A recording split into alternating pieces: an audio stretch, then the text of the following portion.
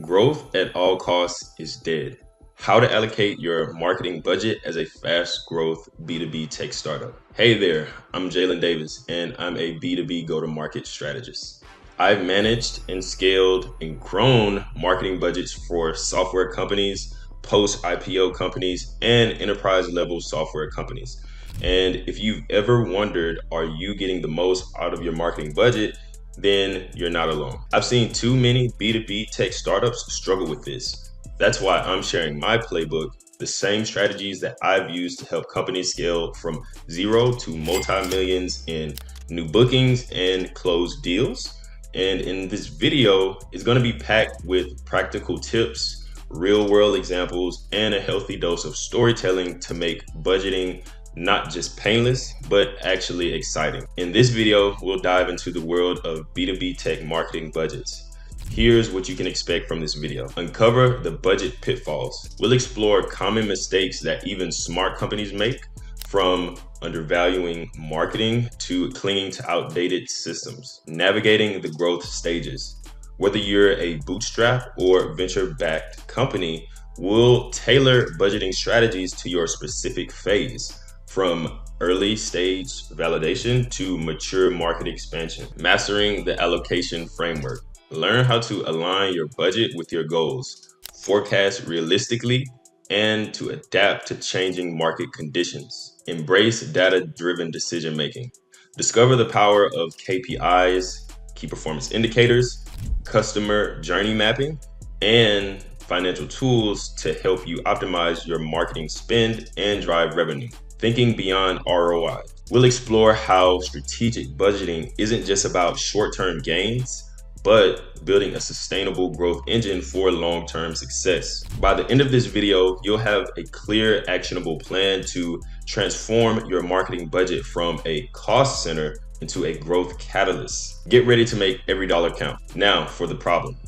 Uncovering common misallocations. Have you ever paused to wonder if your marketing budget is really pulling its weight? From my experience in the trenches in the B2B tech landscape, I've seen too many smart folks watching their precious dollars vanish into thin air. And here are some of the most common reasons why. Misunderstanding marketing's value.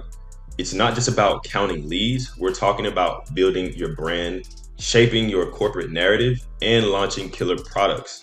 Yet so often, marketing's broader impact gets lost in translation, reduced to mere numbers that don't tell the whole story. So this leads us to misinterpret performance data versus brand data. Mistake 2, measuring ROI like it's a myth. With long sales cycles and complex buyer journeys, pinning down the exact dollar impact of your marketing can feel like chasing shadows. Without the right tech to track and analyze, it's all guesswork and gut feelings, and we don't want that. Point 3, top of funnel neglect. So much focus goes to the end game, those final stages of the funnel, that the critical initial touch points are often undervalued. It's about the journey, not just the destination. And this reigns true when the product that you're marketing requires your market to be extensively educated on its value. Point 4, the quest for product market fit. Finding that sweet spot where your product meets customer desire isn't just tough, it's often a budget black hole. Getting it right means understanding your market without breaking the bank. Point 5, skimping on the right technology. Without tools to track conversions and understand your audience deeply, it's like navigating a storm without a compass. We need a robust marketing tech stack to make informed decisions that align with real-time market dynamics. And market dynamics change all the time. Point 6, talent and resource allocation. Getting the right people in the right places, doing the right things. It sounds simple, but so many startups struggle to balance the equation between hiring talent, allocating resources efficiently, and optimizing towards where artificial intelligence and AI can replace the mundane tasks that we don't want to hire for. Point 7, short-termism in the sales focus. In the rush to hit the numbers, the art of brand building can get sidelined. So remember, nurturing your brand today plants the seeds for future harvests that last beyond quarterly results. The day we plant the seed is not the same day we eat the fruit. Point 8, clinging to outdated legacy systems. In the rush of the growth at all costs era, where many companies adopted the legacy systems of scaling outbound, these systems don't necessarily fit in today's marketing environment. Sticking to these old ways in today's economic climate, where banks are less willing to give out funding, fundraising is actually harder, and healthy government bailouts aren't as applicable in today's environment, this is a recipe for stagnation, and we don't want that to happen. As we navigate the new era marked by efficiency and strategic growth, it's critical to shed those outdated practices and embrace a more agile, cost-effective solution. So instead of growing at all costs, we need to grow at the right cost. And here's the kicker.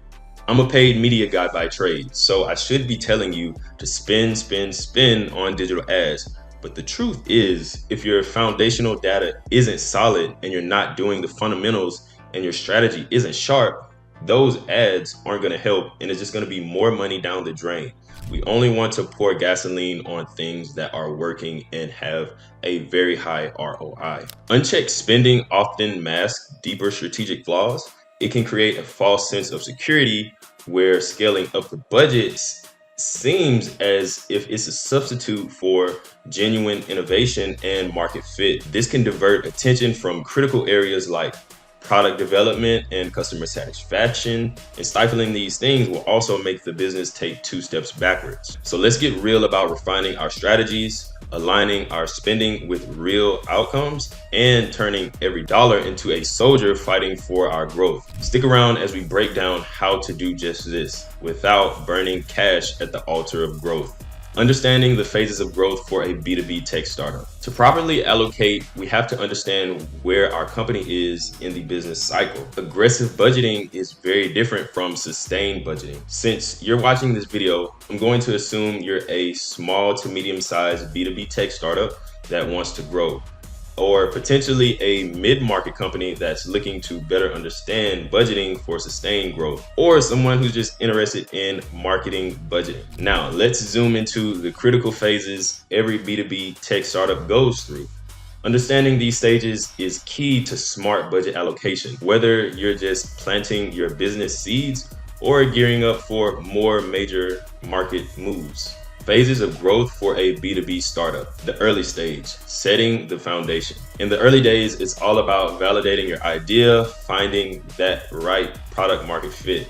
You're likely bootstrapped or perhaps supported by angel investors. These angel investors could be an angel investor network, friends and family, or whatever other creative financing you found at the time. This is the time to invest wisely in direct growth activities. Think content creation, digital marketing, and initial customer acquisition. You're really trying to build out your initial customer generating system.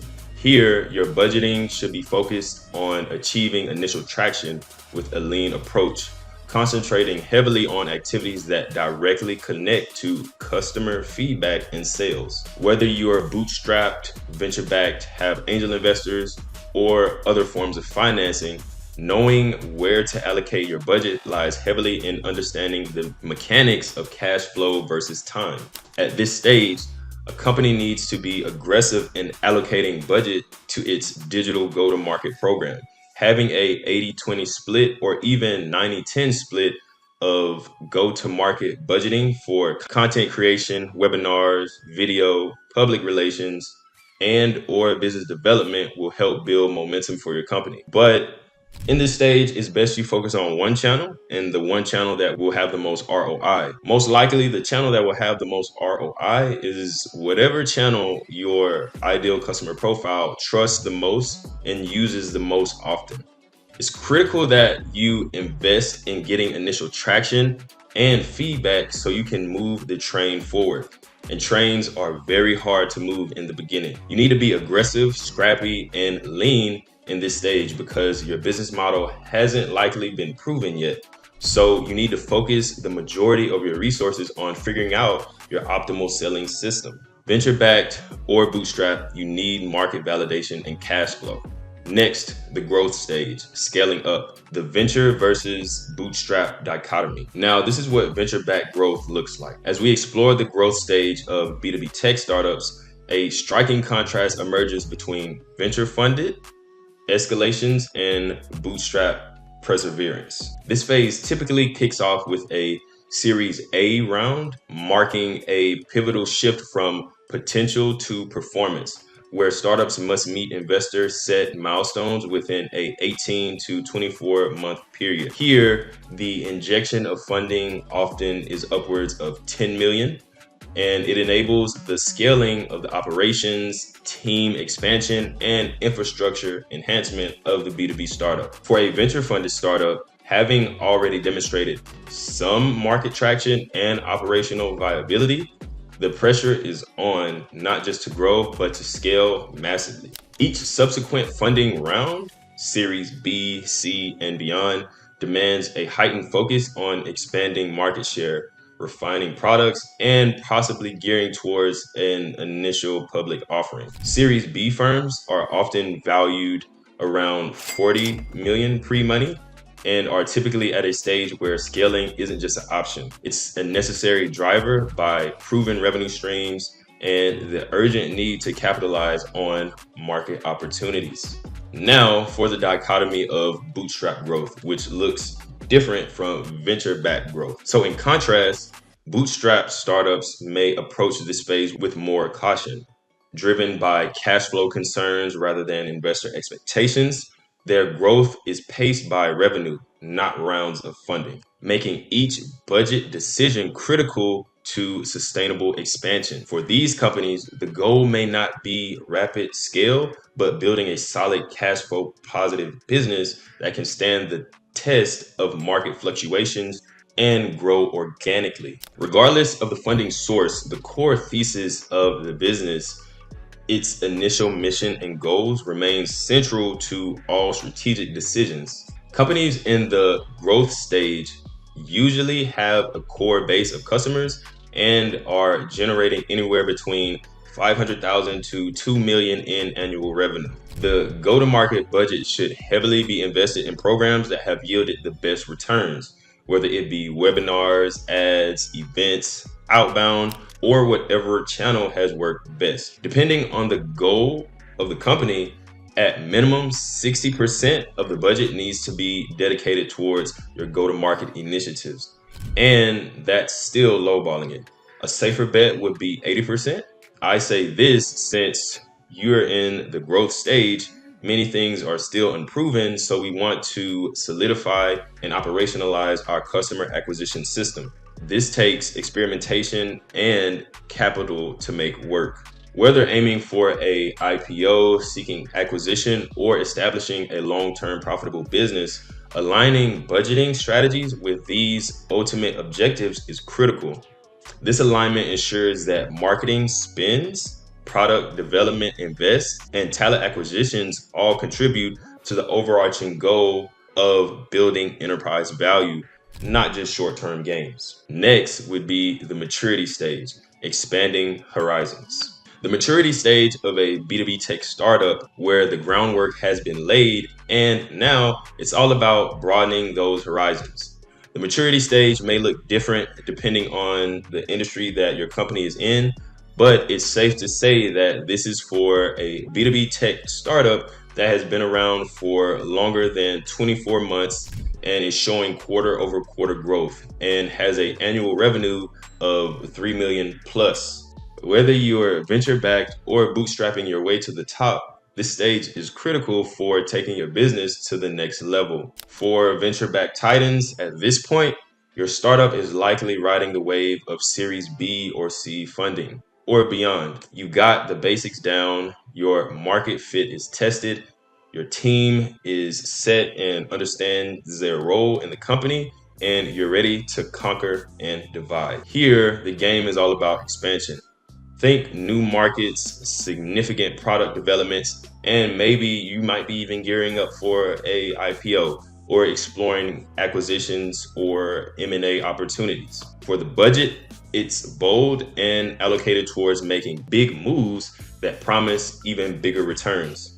Strategic partnerships and international market entries are not just options, they are essential chapters in your growth playbook. And for the bootstrapped brigade, now, if you're steering the ship without an influx of external capital, your approach to this stage might look a bit different, but it's still equally dynamic. Sustainability is your watchword. You're focusing on organic growth strategies that ensure steady expansion without overstretching your resources. Think customer retention programs, incremental product enhancements, and maybe niche market penetration. It's about being smart and frugal, but also bold and innovative with your means. For you, options for continued growth might involve reinvesting profits back into the business, slowly but surely building up your capabilities, or even seeking strategic partnerships that don't require you giving up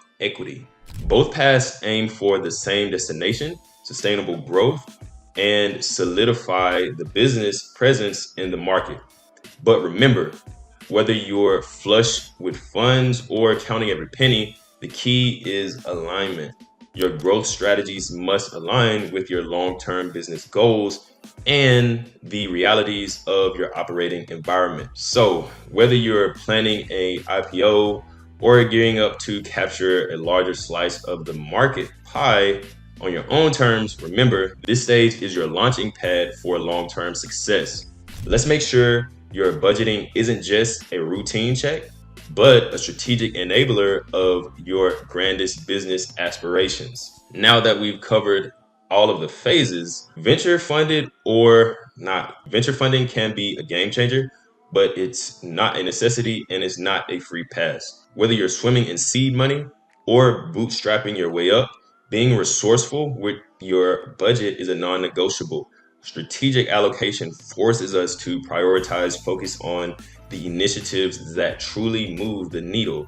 It's about building a solid foundation for growth, regardless of the size of your funding source. We're trying to grow at the right cost. Now that we've covered the strategies of growth, let's dive into the early stage of strategic budgeting and resource allocation so we can pave the way for profitable growth, whether you're venture funded or not. The considerations before allocating budget based on goals. So now we'll cover media financial planning, the forms of forecasting for sales and finance, and marketing spend alignment. The marketing budget needs to align with the overall goals of the business and the growth strategy. Remember that each dollar is a seed planted for tomorrow's success. It's not just about spreadsheets and predictions, it's about knowing your market, understanding where the market is headed, and making each financial decision a step towards that future. We use a cocktail of financial wisdom and cutting edge marketing insights to forecast where our profits can bloom the fullest. One of the quickest ways for your go-to-market budget to go to waste is to underfund your lead nurturing programs. For your overall go-to-market spend, you can rely on free channels to nurture and keep in contact with your audiences. These free marketing channels act as a 24-hour relationship builder so you can capture more mind share of your market. And as we set our budget, we're not just looking at the numbers, we're looking at goals. Smart goals that act as our North Star guiding our decisions. Our budget is more than allocating of funds. It's a reflection of our business aspirations. We stick to the 80-20 rule, nurturing our core strategies while always keeping a slice of our budget hungry for innovation and growth.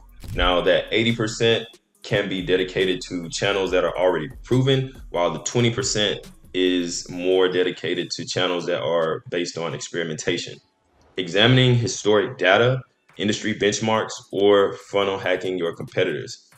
This is a great way to make informed decisions on how you should allocate your budget in the various stages. So we first need to gather intel. This means diving into our own historical data to see what's worked and what hasn't. It also means looking outward. Industry benchmarks gives us an idea or yardstick that we can measure ourselves against with? Are we spending more or less than average on certain channels? Are our results on par? Then we get a little sneaky. Funnel hacking competitors lets us peek behind the curtains and see what channels are they investing in, what message seems to resonate with their audience. And this competitive analysis combined with our own data and industry standards paints a clear picture of where to allocate our precious budget dollars for the most impact. Business goals versus marketing goals. Working backwards, and the CEO versus the CMO versus the CFO. Now that we have a better idea of our company's phase and the types of strategies available, we can set goals for what we want to achieve. Goals are important because they allow us to work backwards to calculate what it will take to achieve them. The company's goals and target customers will dictate how we allocate the budget. Whether your goal is to create a cash flow and profit machine, build business enterprise value, or eventually exit, this will all need to feed into your financial planning. Now, you might not have a CFO, or the CEO might act as the CFO and CMO, and that's okay. You just need to make sure you know the goal and shape your strategic allocation around how your customers buy. In aligning business and marketing goals, the synergy between the roles of the CEO, the CMO, and the CFO is very pivotal. The CEO steers the company's vision, ensuring that marketing strategies resonate with the overall business objectives. Through regular strategic meetings with the CMO, they chart the course for marketing goals that directly support the top line business targets. This ensures that every marketing initiative is measurable and aligned with the company's broader mission. Now, the CFO and the CMO must align on budgeting, taking into account not just the marketing department's needs, but the entire company's revenue targets. This collaborative budgeting should lead to a strategy that places the marketing dollars into time frame activities with clear performance indicators, keeping a tight rein on the budget. Data-driven decision-making underpins these efforts, with the CMO leading the charge on tackling the right metrics. This analytic-focused approach allows for continual optimization, ensuring marketing spend drives real business outcomes, not just leads. As strategies turn into tactics, the CEO, CMO, and CFO work together to ensure these plans are not only theoretically sound, but also practically executable. Annual planning, quarterly after action review, and forecasting. So when we're doing forecasting and planning, we need to do this month by month, quarter by quarter, and year by year. And this is how we break down the goals into milestones. Once we have milestones, we can set go-to-market motions that help us reach each milestone month over month. And we review the effectiveness of these milestones, whether it be bi-weekly, monthly, or quarterly. All right, let's break down how this works in practice. Imagine your annual goal is to hit 2 million in annual revenue. We divide that big goal into quarterly targets, say 500K each quarter. Then we get even more granular, setting monthly milestones that ladder up to those quarterly targets. Now, here's where the forecasting magic comes in. We use historic data, market trends, and or your sales pipeline to predict what's achievable each month. Let's say in quarter one, we forecast 600K in January and 450K in February and 550K in March. We're not just pulling these numbers out of the thin air though. We're looking at past performance, seasonality, and the ramp up of our marketing campaigns. Now, of course, that's over forecasting for our annual goal of 2 million, but it helps you get the point of how these scenarios can pan out. You don't want your forecasting to be overly optimistic. You want the most realistic approach possible. The power of this approach is that it keeps us agile. Each month, we compare our actual results to the forecasted results. Are we hitting our targets, exceeding them, or falling short? This real-time feedback loops allows us to adjust our strategies, double down on what's working, and course correct where needed. Remember, it's not just about rigid adherence to a plan, it's about using the plan as a roadmap, but being ready to adapt based on the terrain. This is how we turn our annual goals into actionable, measurable steps, ensuring we stay on track for success. Now, if you're running a larger operation with significant revenue, this can't just live in your head. We need to have a detailed financial model, a living, breathing business plan that your entire team can see and understand. This is what you share with your CFO or head of accounting, so everyone's aligned on where we're headed and how we plan to get there. Each month, we revisit the plan, comparing our projections to actual results.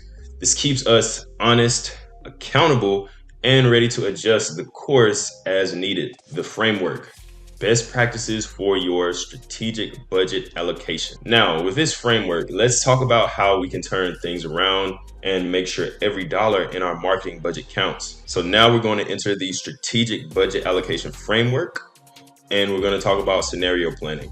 Whether it's smooth sailing or navigating through storms, preparing for multiple financial outcomes is critical. Let's explore how to set up for the normal case scenario, best case scenario, and downside case scenario. When we scenario plan, we're able to know which avenues of approach we need to take, when we need cash, and are we measuring the runway. Why scenario planning matters. Scenario planning matters because it allows us to consider the unique approach we would have to take regarding how we allocate resources and make projections and forecasts. Based on the data that we have, we adjust our strategies based on the actual numbers we hit month over month, reinvest in marketing as a whole, and consider outside funding if need be. Estimated forecasts versus the actual. The importance of financial discipline. In the realm of go-to-market strategies for B2B startups, understanding the relationship between estimated, which is forecasted, budgeting numbers, and actual numbers, which is the actual numbers that we close out on the end point of every month, is key to effective financial planning. Estimated budgeting numbers. These projections are about future financial performance, including revenue, expenses, and other financial metrics. These estimates are based on historic data, market analysis, and anticipated business activities. They help businesses plan how to spend on various marketing activities, anticipate revenue from those activities, and set goals that align with the company's growth targets. Forecasting helps companies prepare for the future, allocate resources efficiently, and set benchmarks against which actual performance can be measured. Now, for the actual numbers that we use at the end of each month, each quarter, and each year. These are the real figures obtained after the fact, showing what a company has actually spent and earned. Tracking actuals is critical as it provides a reality check against forecasted budgets. It helps companies see where they are over and under budget, which areas of their marketing strategy are more effective, and where adjustments need to be made. Forecasting your marketing budget creates a financial roadmap, while actual spending figures keeps your strategy anchored in reality, ensuring you navigate your business towards growth effectively and adaptively. Now, in a normal case scenario, we lay down a sturdy foundation. This scenario is based on realism. This is our realistic blueprint where we set our expectations to where our expectations meet the most likely market conditions. Here, we meticulously project our revenues based on well-researched sales targets and market sizes. We also keep a keen eye on operational costs, ensuring our cash flows are timed perfectly to sustain daily operations without hiccups. This scenario isn't just about survival, it's about thriving in our unexpected business climate. Marketing spend in a normal case for a steady growth is 60 to 70% of overall budget focused on proven channels. Example would be content marketing, events, email nurturing, and targeted ads. And as a safety net, you should have a contingency of 5 to 10% reserved for unexpected expenses or minor market fluctuations. Next, let's dream big with the best case scenario. Here is where optimism rules the boardroom. We chart out a path for potential explosive growth. So think major market share gains, lucrative partnerships, and breakthrough product success. In this scenario, we're not just running the race, we're setting the pace of the race. It's about aligning our financial strategies to seize these opportunities, all while ensuring we're prepared for a lucrative exit or next stage funding should the stars align. When things are going really good, I usually expect a dip. If you pay attention to the stock market, then you know that the best case scenarios rarely sustain themselves. It's very beneficial to keep a realistic view when planning, because when things are too good to be true, they probably are, and they drastically change when we least expect it. Marketing spend in a best case scenario, usually 70 to 80% of the budget is aggressively invested in both proven and experimental channels. This would be influencer partnerships and event sponsorships. When things are good, we can contribute a expansion fund of 5 to 10%, earmarking funds for potential new market entries or product development to capitalize on success. And now for downside case scenarios. And yet, reality demands we brace for less favorable tides with our downside case scenario planning. This scenario is based on the least favorable outcomes, such as downturns in the market, accelerated churn, or lower than expected sales performance. It happens. Here we build a fortress, readying ourselves for potential downturns. We identify risk that could throttle our revenue or balloon our costs, and we devise a robust mitigation plan to prepare for these outcomes. Effective cash flow management becomes our shield, ensuring that we remain financially stable even when the market tests our resolve. We still need to keep the lights on with marketing, so 50 to 60% of the budget needs to be focused on the highest return on investment activities and cost-effective channels. Examples would be content optimization and community building. We should also increase our investment in the contingency fund by 15 to 20% to weather the storm of potential revenue shortfalls or unexpected costs. As we explore various case scenarios, now let's pivot to a critical strategy for a B2B technology startup: managing the go-to-market budget with an eye on monthly milestones and quarterly adjustments. Here's how to stay agile and on target. Setting monthly milestones. First, let's break down the big picture into achievable monthly goals. Each month, set clear targets for revenue, customer acquisition, and other key metrics.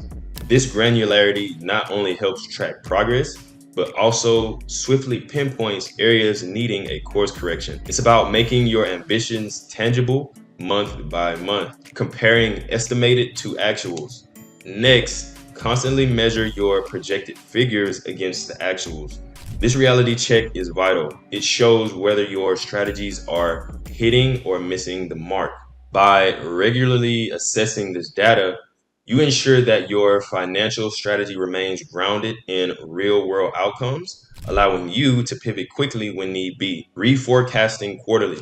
And here comes the strategic twist. Reforecasting based on the results of the trailing quarter. This isn't just tweaking the numbers, it's an adaptive strategy to stay ahead of market shifts, competitive moves, and internal dynamics. After analyzing what's actually happened, adjust your forecast to align better with the evolving business landscape. This way, you're not just reacting, you're proactively steering your startup towards efficiency and growth.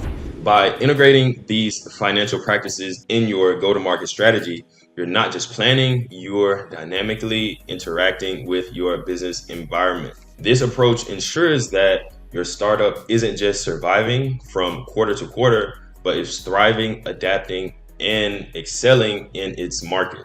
Get the numbers and actuals and understand what you can do better to reach your plan. Revenue never falls out of the sky, but costs do. Next, we need to set clear KPIs for every channel. These are like goals that help us track how well each part of our marketing strategy is performing, whether it's website visits, content downloads, free trial signups, or demo requests. Having specific targets gives us something to aim for and helps us stay focused on what really matters. Now I'm going to explain lead generation versus demand generation. We don't want to confuse demand generation with lead generation.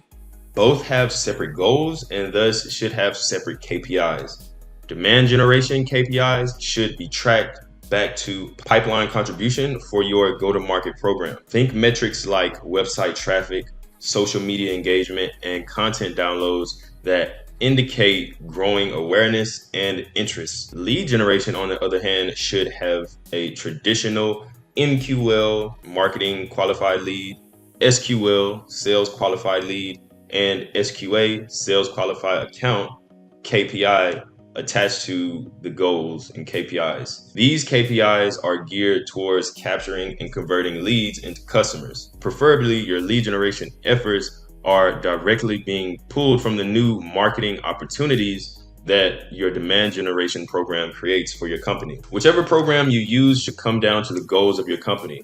If you're in marketing, I 100% believe the goals should be demand generation based, contributing to the awareness of your company and creating those all important buying signals for sales to capture and go after. This means focusing on metrics that show how marketing is influencing the entire customer journey from initial awareness to final purchase decision, rather than just looking at immediate lead numbers. Finally, let's align our budget with the customer journey. This means understanding how our audience moves from awareness to purchase. To do this effectively, we need to talk to customers, learn their preferred channels and trusted sources, create demand, use go-to-market motions to generate buzz where it matters most, build buying signals, amplify demand to create clear opportunities for sales.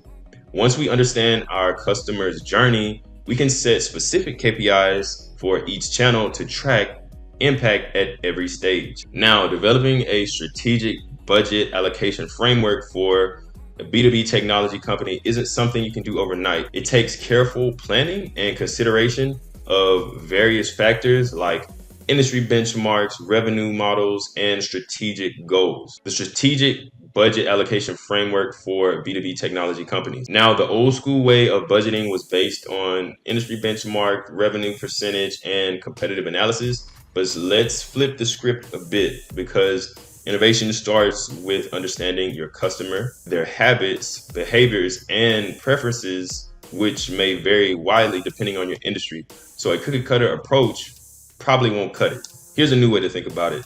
Inspired by the best B2B software companies in the world. Map out the digital terrain. Where do your ideal customers hang out online? Is it LinkedIn? Is it specific forums? Top tier B2B companies invest heavily in understanding their audience's digital footprint. For instance, 76% of B2B tech buyers use social media to research vendors. Trace the buyer journey. What content moves them from awareness to purchase? Is it in-depth white papers, compelling case studies, or interactive demos? Successful companies meticulously map this out for their customer journey and aligning their budget with each touch point. Consider this: 96% of B2B buyers want content with more input from industry thought leaders. Prioritize engagement. B2B buyers crave value. They want to interact with brands that educate and solve problems. Allocate your budget to platforms that foster meaningful conversations and build trust. Remember, 95% of B2B buyers choose solution providers that offer relevant content through their decision-making process. By understanding your customers' digital habits, purchase journey, and preferred interactions, You'll be able to allocate your budget with laser precision, just like the top tier B2B software companies do. Channels you can pick from for your digital spending. These channels include content marketing. Content marketing is the heart of your digital strategy. Invest in creating high quality content that addresses specific problems and the interests of your target audience. The budget allocation here should be significant because it fuels other digital channels, social media, and community engagement. Allocate budget to the platforms where your customers are active. This isn't just for posting content, but also for engaging in conversations, answering questions, and building a community around your brand. Search engine marketing and optimization, SEM and SEO. Customers often begin their buying journey with a search. Invest in SEM for immediate visibility and SEO for long-term traffic growth. Digital advertising. Use highly targeted digital ads to reach your customers where they are. This includes PPC campaigns, display ads, and retargeting strategies. And Google isn't the only place you can use PPC. You can use PPC on G2, Gartner, Bing, or Microsoft ads. Email marketing. Often overlooked, email marketing remains a critical channel for B2B communication. Allocate budget for nurturing campaigns that move leads through the funnel. Webinars and virtual events. These platforms are excellent for deepening customer relationships and demonstrating expertise. Allocate funds for hosting or participating in events that are likely to attract your target audience. Partnerships, organic channels, and word of mouth. These channels often take time to build because of the relationships that you have to build within them, but they have overwhelmingly great return on investment when done correctly. You can also invest in analytics and tools. Finally, dedicate a portion of your budget to tools and platforms that provide analytics. Understanding your customer behavior and campaign performance will help you iterate and optimize your spend. High ROI activities, the core of your budget. Let's focus your budget on where it counts the most. In our digital marketing playbook, high ROI activities are the quarterbacks for your company, leading our strategy towards the end zone of revenue growth. These are the tried and tested tactics that we know will deliver. Email marketing, for example, may have consistently shown a high return for every dollar spent.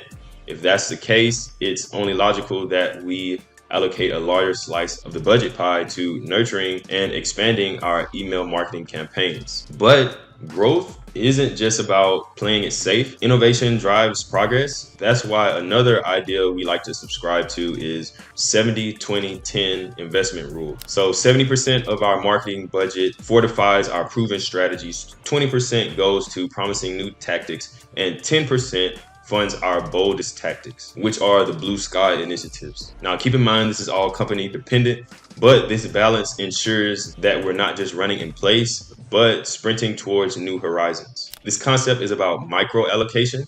The 70-20-10 rule is a tactical way to divide funds within strategic buckets. For example, if content marketing gets 30% of the total budget, this rule suggests how to split that 30%. The 70-20-10 rule also helps with risk mitigation. By dedicating 70% to proven tactics, we ensure a foundation of reliable returns. 20% allows for calculated risk, and the 10% is for high risk, high reward moonshots. Labor and technology investment, the human and digital engine. Even the sleekest sports cars need a skilled driver to win races. The same goes for our marketing engine.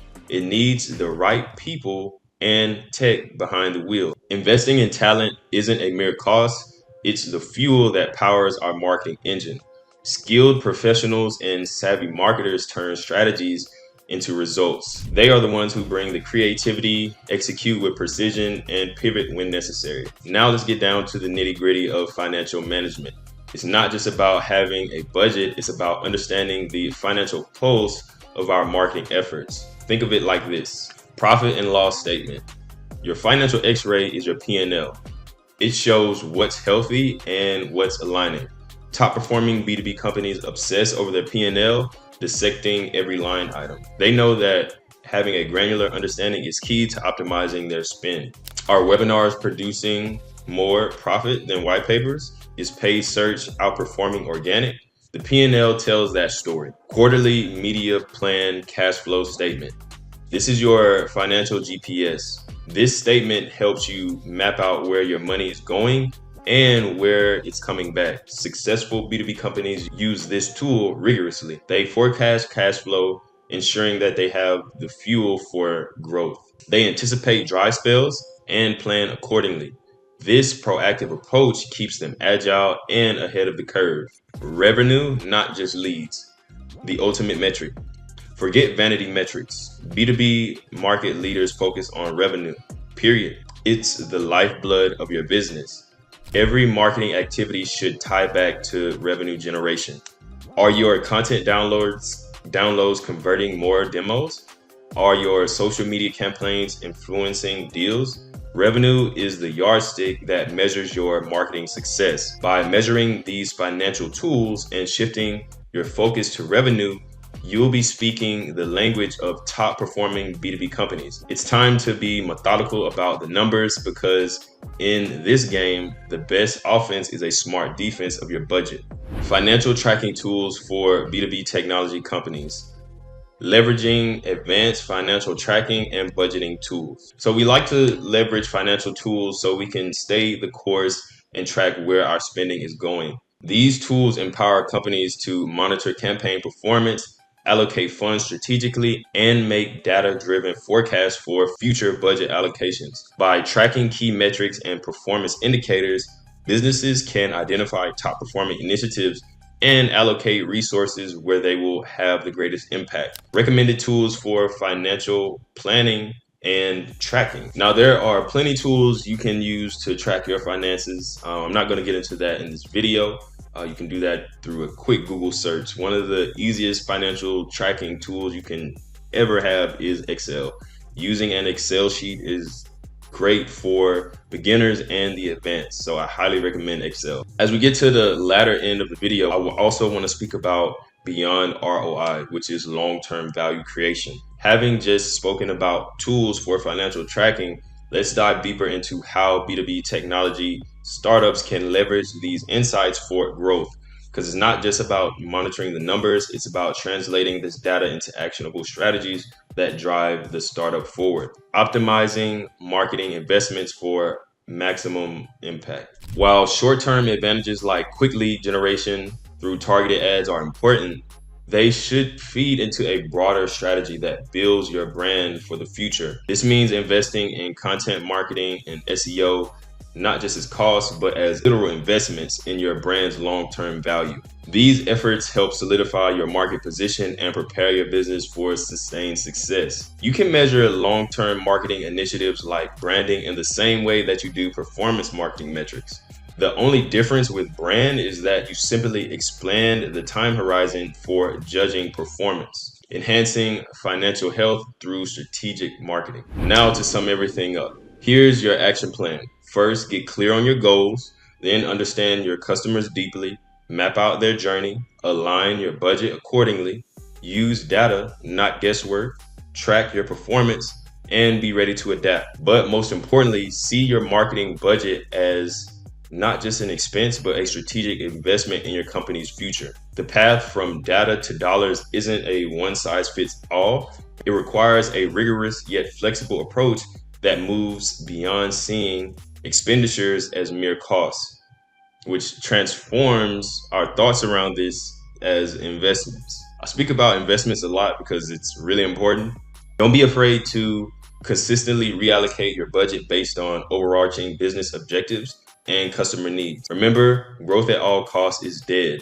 We want our company to grow at the right cost. And as we wrap up this session, I want to encourage you all to not just absorb these insights, but put them into action. If you enjoyed what we covered today, please leave a like on the video and let me know in the comments what you would like to see next. I like to make content specifically for B2B go-to-market leaders. So if you have any strategies or methods that you use at your company, feel free to let me know in the comments as well. Now, let's continue this journey in marketing, budget allocation, and company growth in the smartest way possible. So together, I'll continue to put out content that helps you and your company grow as well. But one of the key things is that we need to allocate our budgets wisely and grow at the right cost. So until the next time, keep building.